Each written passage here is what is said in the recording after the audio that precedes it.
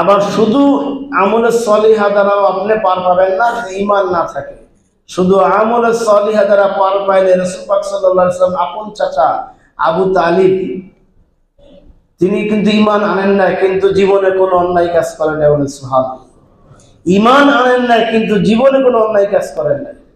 শুধু অন্যায় করেন না এটাই সত্য নয়, বরং চিরসত্য হলো তিনি যেই কদিন জীবিত ছিলেন রাসূল পাক সাল্লাল্লাহু আলাইহি সাল্লাম নবুয়ত প্রাপ্তির পর তার মৃত্যুর আগ পর্যন্ত এই 10টি বছর 10 বছরের মধ্যে মুহাম্মদ সাল্লাল্লাহু আলাইহি সাল্লামকে কেউ তার দিকে বাঁকা দৃষ্টিতে তাকাবার সাহস পায় না। সুবহানাল্লাহ। ছায়ার মতো লেগেছিলেন।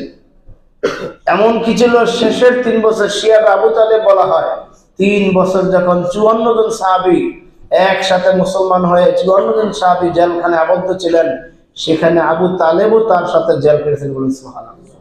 ইসলাম কিন্তু গ্রহণ করেন না।